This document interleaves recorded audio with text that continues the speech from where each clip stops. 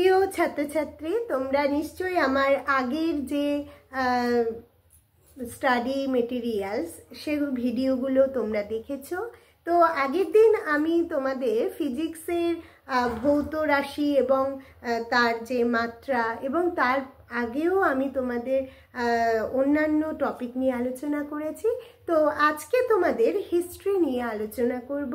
হিস্ট্রির আজকে আমি প্রাচীন ভারতের যে ইতিহাস, তার মধ্যে তোমাদের প্রাচীন ভারতের ইতিহাসের এই চ্যাপ্টার থেকে বিভিন্ন গুরুত্বপূর্ণ প্রশ্ন তোমাদের আজকে আলোচনা করব, যেগুলো কিন্তু শুধুমাত্র যারা স্কুল কলেজের শিক্ষার্থী রয়েছে বা যারা স্কুল কলেজ পার করে যারা কম্পিটিটিভ এক্সামের জন্য প্রিপেয়ার হচ্ছে, তাদের জন্য কিন্তু আজকের এই অধ্যায়টি খুব গুরুত্বপূর্ণ। তার পাশাপাশি যারা ডব্লিউবিসিএস বা ইউপিএসসি বা অন্যান্য পিএসসির এক্সামের জন্য প্রিপেয়ার হচ্ছে, তাদের জন্য কিন্তু আজকের এই টপিক খুব গুরুত্বপূর্ণ।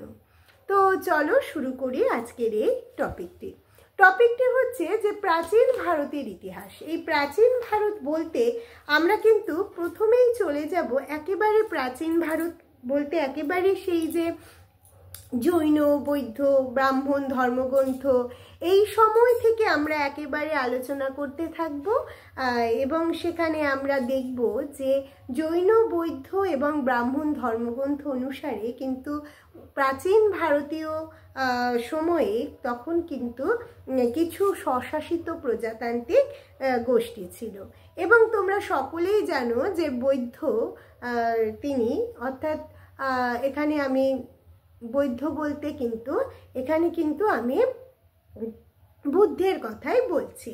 এবং পালি গ্রন্থ থেকে এই বুদ্ধ তিনি কিন্তু তার জীবদ্দশায় উত্তর ভারতে তিনি 10টি প্রজাতান্ত্রিক রাজ্যের উল্লেখ করেছিলেন এবং সেখানে তার মধ্যে আমরা দেখব কপিলাবস্তু, শাক্য, মল্ল, কুশীনগর, পাবা, বৈশালী, লিচ্ছবি, এগুলো সবই ছিল কিন্তু সে সময় উত্তর ভারতের 10টি প্রজাতন্ত্র রাজ্যের নাম।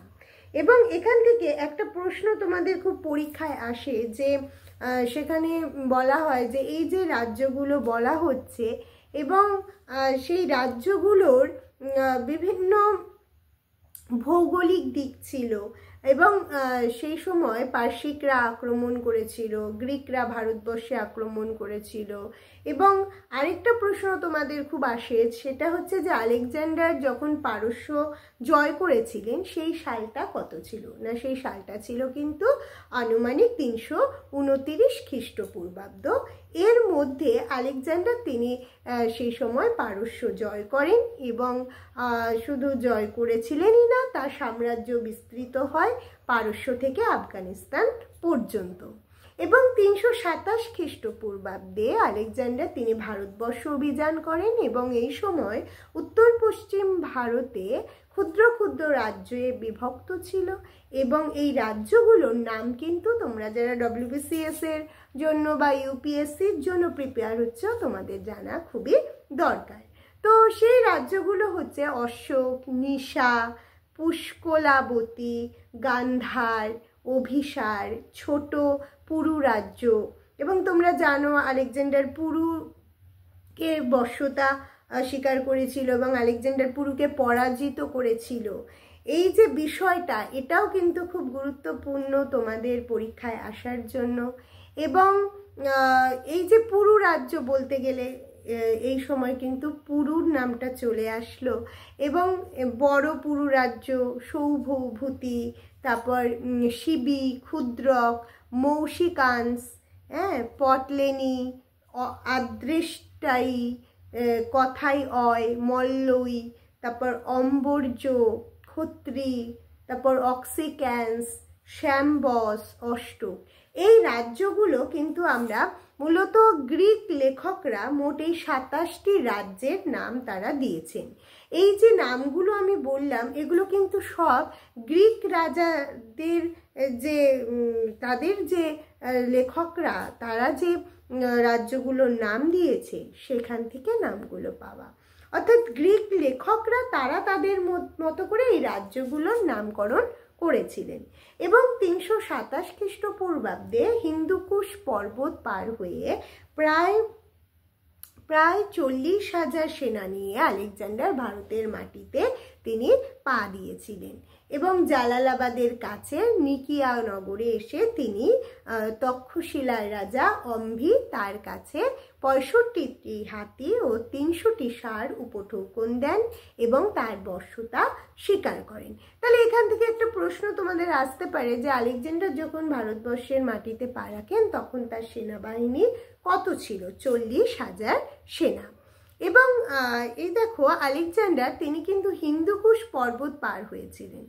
সেই পর্বতটি পার হয়ে তিনি কি করলেন? জালালাবাদের কাছে নিকিয়া নগরে, তিনি সিন্ধুর পশ্চিম তীরে এই নিকিয়া নগরটা, সেখানে তিনি রাজা সেই অম্ভি তার কাছে তিনি বশ্যতা স্বীকার করেন এবং তাকে 65টি হাতি এবং 300টি ষাঁড় উপঢৌকন মানে উপহার হিসেবে দেন।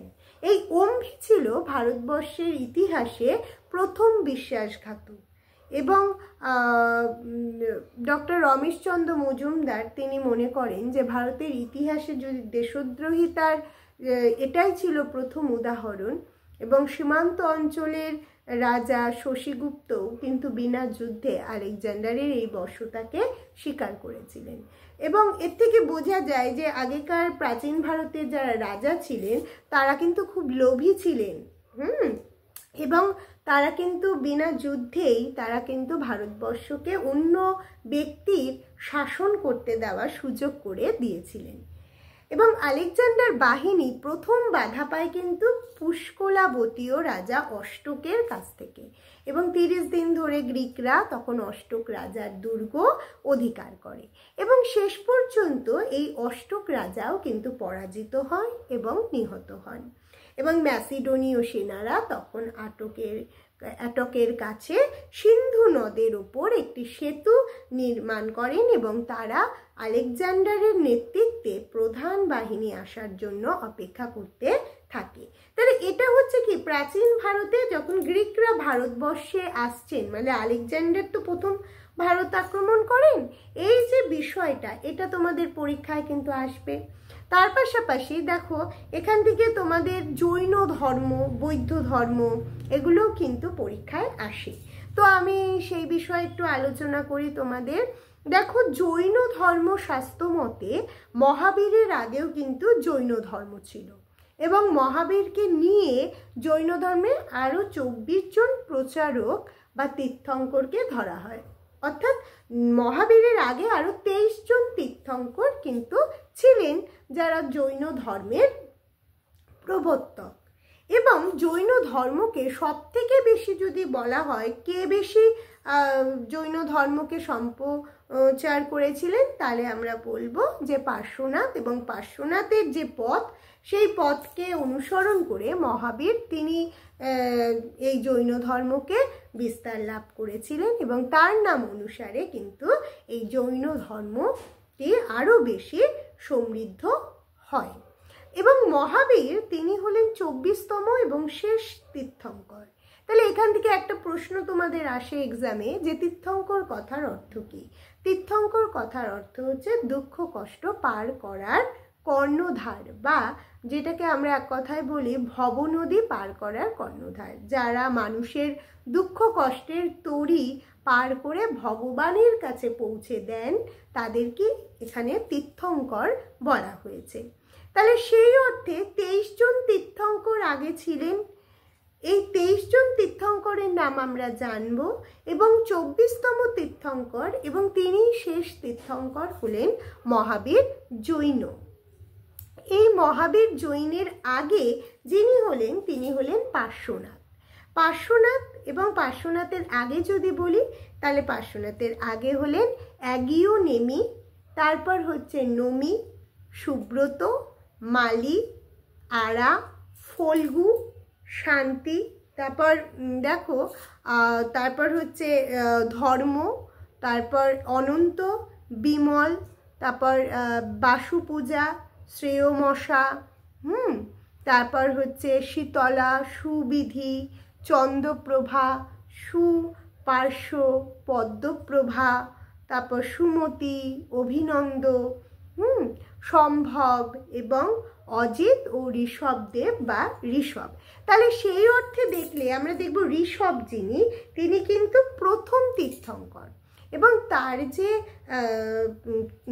চিহ্ন, তিনি সেই চিহ্নটা ছিল ষাঁড় এবং মহাবীরের যে চিহ্ন সেটা ছিল সিংহ, আর পার্শ্বনাথে ছিল ফনাতোলা সাপ। এইভাবে তোমাদের তাহলে যারা WBCS এর পরীক্ষা বসছো তোমাদের জন্য কিন্তু এটা খুব ইম্পর্টেন্ট। এখান থেকে প্রশ্ন আসে যে কোন মহাবীর জৈন তিনি কোন প্রতীক বা চিহ্ন ব্যবহার করতেন, তো সেক্ষেত্রে কিন্তু তোমরা এগুলো পড়বে। যেমন অজিত, তিনি কিন্তু হাতি চিহ্ন ব্যবহার করতেন, সম্ভব ঘোড়া, অভিনন্দ তিনি বন মানুষ বা ইয়েপ যেটাকে আমরা বলি, তারপর সুমতি বক, হ্যাঁ, চিহ্ন ব্যবহার করতেন। তারপর পদ্মপ্রভা, তিনি লাল পদ্ম, সুপার্শ্ব স্বস্তিকা, তারপর চন্দ্রপ্রভা চাঁদ, হ্যাঁ, সুবিধি ডলফিন, তারপর শীতলা তিনি বুক বা ব্রেস্ট, হ্যাঁ, এই যে সেটা ব্যবহার করতেন। শ্রেয়মশা তিনি গন্ডার, হ্যাঁ, বাসুপূজা মহিষ, বিমল তিনি বন্য শূকর বা যেটাকে আমরা বলি পিগ, হ্যাঁ, অনন্ত তিনি বাজ পাখি বা সজারু, এই চিহ্নগুলো কিন্তু তারা ব্যবহার করতেন। আর ধর্ম তিনি বজ্রের চিহ্ন, শান্তি তিনি কৃষ্ণসার মৃগের, আর ফল্গু তিনি ছাগলের চিহ্ন, আরা তিনি মাছ চিহ্ন, আর মালি জার বা পাত্র এই চিহ্ন ব্যবহার করতেন। সুব্রত কচ্ছপ চিহ্ন ব্যবহার করতেন। নমি তিনি নীলপদ্ম, আর অ্যাগিওনিমি তিনি শাখ বা শঙ্খ। আর পার্শ্বনাথ ফনাতোলা সাপ। আর মহাবীর তিনি ব্যবহার করতেন কি, তিনি সিংহ। মনে রাখবে মহাবীর, তারপর অজিত, ঋষভ ষাঁড় চিহ্ন ব্যবহার করতেন। এগুলো তোমাদের WBCS এর বা UPSC-তে খুব আসে। PSC-র কিছু কিছু পরীক্ষাতে কিন্তু মিসলেনিয়াসে বা ক্লার্কশিপের এক্সামগুলোতে এগুলো আসে। এবার দেখো মহাবীর সম্পর্কে আমরা একটু জানব। জৈন ধর্মের একদম সর্বশেষ বলা যায় তীর্থঙ্কর হলেন মহাবীর জৈন। তিনি বর্ধমান নামেও পরিচিত ছিলেন। এই মহাবীর কথার অর্থ হচ্ছে মহান নেতা এবং জিন মানে জয়ী হিসেবে পরিচিত হন। তিনি 540 খ্রিস্টপূর্বাব্দে বৈশালীর কাছে কুন্দ গ্রামে জন্মগ্রহণ করেন। এখান থেকে একটা প্রশ্ন তোমাদের পরীক্ষায় আসে যে তিনি কবে এবং কোথায় জন্মগ্রহণ করেছিলেন। দুটো প্রশ্ন আলাদা করে নিশ্চয়ই দেবে। কবে বলবে 540 খ্রিস্টপূর্বাব্দে, আর কোথায় বলবে বৈশালীর কাছে কুন্দ গ্রামে। বৈশালীর কাছে কুন্দ গ্রামে তিনি জন্মগ্রহণ করেন 540 খ্রিস্টপূর্বাব্দে। এবং তার পিতা ছিলেন সিদ্ধার্থ, তিনি ছিলেন জ্ঞাত্রিক গোষ্ঠীর নেতা। তাহলে এখান থেকে আরেকটা প্রশ্ন তোমাদের আসার মতো যে মহাবীরের পিতার নাম কি? মহাবীরের পিতার নাম হচ্ছে সিদ্ধার্থ এবং তিনি কোন গোষ্ঠীর নেতা ছিলেন না জ্ঞাত্রিক গোষ্ঠীর নেতা ছিলেন। এবং এই মহাবীর যে তার মা ছিলেন ত্রিশলা লিচ্ছবি রাজা চেতকের বোন এবং মহাবীরের ভাইয়ের নাম ছিল নন্দীবর্ধন। মগধের রাজা বিম্বিসার বৈশালীর লিচ্ছবি রাজা চেতকের কন্যা চেল্লানাকে বিবাহ করেন। তাহলে এখান থেকে একটা প্রশ্ন আসে যে বিম্বিসার তিনি বৈশালীর রাজা মগধের রাজা বিম্বিসার তিনি বৈশালীর যে লিচ্ছবি রাজা চেতকের কন্যা চেল্লানাকে বিবাহ করেন। সুতরাং মহাবীরের সঙ্গে হর্ষঙ্ক বংশের একটা সম্পর্ক কিন্তু ছিল। এবার দেখো মহাবীর প্রথম জীবনে যশোদা নামে এক মহিলাকে তিনি বিবাহ করেন এবং এই বিবাহর ফলে তার আন্নজা নামে এক কন্যা সন্তান জন্মায়। তাহলে এখান থেকে একটা প্রশ্ন তোমাদের আসে, মহাবীরের কন্যার নাম কি? আন্নজা। এবং 30 বছর বয়সে পিতামাতার মৃত্যুর পর মহাবীর তিনি সংসার জীবন ছেড়ে সন্ন্যাস জীবনে প্রবেশ করেন এবং 13 মাস ধরে নিরবিচ্ছিন্ন কৃচ্ছ সাধন ও তপস্যা করেন। এরপর তিনি তার যে পরিধেয় বস্ত্র সেই বস্ত্র ত্যাগ করেন এবং নির্গ্রন্থ বা গ্রন্থিহীন বলা যায় বাধাহীন হন এবং তিনি প্রথম 2 বছর তিনি পার্শ্বনাথের প্রবর্তিত যে ধর্মমত সেই ধর্মমতের একজন সদস্য নির্বাচিত হন, কিন্তু এটি ত্যাগ করে পরবর্তীতে তিনি 10 বছর ঘুরে বেড়ান। তিনি প্রথম 6 বছর আজীবক সম্প্রদায়ের প্রতিষ্ঠাতা গোশালের সঙ্গে ঘুরে বেড়ান এবং 42 বছর বয়সে ঋজুপালিকা নদীর ধারে গোশাল একটি শাল গাছের নিচে কঠোর তপস্যার সময় তিনি সত্য জ্ঞান বা লাভের কৈবল্য প্রাপ্ত হন। তখন তার নাম হয় কেবলিন বা সর্বজ্ঞ, জিন বা জিতেন্দ্রীয়, এবং তিনি মহাবীর নামে পরিচিত হন।